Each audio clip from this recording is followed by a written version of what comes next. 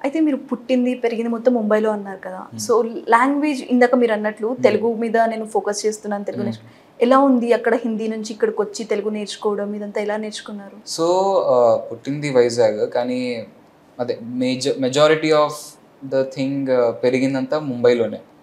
కానీ ఒకటేంటంటే ఇంట్లో తెలుగు మాట్లాడతాం కదా! సో, దానివల్ల ఆ Telugu language speaking basically and 3 ఇయర్స్‌కి మధ్యలో హైదరాబాద్ వచ్చాను. ఫోర్త్ స్టాండర్డ్‌లో ఉన్నప్పుడు. సో, ఆ 3 ఇయర్స్‌లో తెలుగు లాంగ్వేజ్ ఉండేది మనకి. సో, తెలుగు రీడింగ్ కూడా అక్కడి నుంచి నాకు అలవాటయింది. ఓకే. కానీ మనకి బుకిష్ లాంగ్వేజ్ ఒకటి డిఫరెంట్ ఉంటది. మనం మాట్లాడే భాష డిఫరెంట్ ఉంటది. సో, ఆ వేలో చూసుకుంటే ఇక్కడ యాక్టింగ్ స్టార్ట్ చేసిన తర్వాత ఇంకా వర్క్ చేయాలి. ప్లస్ ఏంటంటే ముంబైలో ఉండి ఇప్పుడు తెలుగు మాట్లాడితే ఐ మీన్ ఎట్ ప్రెజెంట్ తెలీదు గానీ వచ్చినప్పుడు ఒక పాష్ తెలుగు మాట్లాడుతున్నట్టు ఉండేది. ఓకే. లాంగ్వేజ్ గానీ కొన్ని వర్డ్స్ పలికేవి కాదు. సో, అందుకని మయూఖ ఇన్‌స్టిట్యూట్ అది హెల్ప్ చేసింది చాలా. ఓకే. వాళ్ళు డిక్షన్ మీద ఫోకస్ ఎక్కువ పెడతారు సార్. లైక్ మనం ప్రాపర్‌గా డైలాగ్స్ చెప్పాలి, క్లియర్‌గా ఉండాలి. So, yeah! తెలుగు లాంగ్వేజ్ మీద ఫోకస్ చేస్తున్నాను. ఎక్స్‌ట్రా ఎఫర్ట్స్ దానికే పడుతది. ఏ షూట్ స్టార్ట్ అయినా నాకు భయమేసేది డైలాగ్స్ మీదే ఫస్ట్. ఎందుకంటే డైలాగ్స్ నాకు ఫస్ట్ రావాలి క్లియర్‌గా. హిందీ అంటే ఫ్లూయెంట్ అక్కడ మాట్లాడుతూ ఉంటాను కాబట్టి వచ్చేసేది. ఇప్పుడు బెటర్ అవుతున్నాను.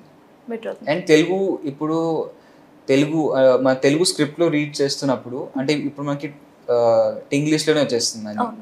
కానీ ఏదైతే తెలుగు స్క్రిప్ట్ ఉంటది కదా! తెలుగులో రాస్తారు. అది ఇప్పుడు నేను చదువుతా కదా! సో, లైక్ ఐ ఫీల్ నేను చాలా మిస్ అయిపోయాను యాక్చువల్లీ.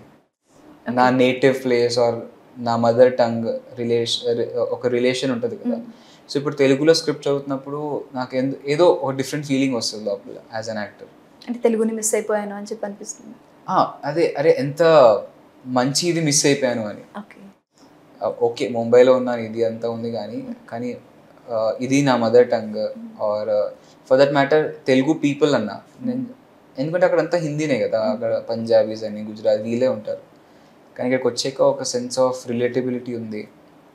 అరే మన తెలుగు పీపుల్. ఎందుకంటే ముంబైలో తెలుగు వాళ్ళు కలిసినా ఇంకా ఫ్యామిలీ లాగే. ఓకే. రేర్ కదా అక్కడ కూడా. పృథ్వీ ఖాళీ సమయంలో ఏం చేస్తుంటాడు? నేను బుక్స్ రీడ్ చేస్తాను. సో, నేను బుక్స్ రీడ్ చేస్తాను అండ్ దెన్ క్రికెట్ ఆడడం, బ్యాడ్మింటన్ ఆడడం అలాగా. కానీ ఐఎమ్ ఎన్ ఇంట్రోవర్ట్. సో, నేను అలోన్ టైం ఎక్కువ స్పెండ్ చేస్తాను. రీడ్ చేయడమైనా, రాయడమైనా ఏదైనా థాట్స్ వస్తే రాస్తూ ఉంటాను.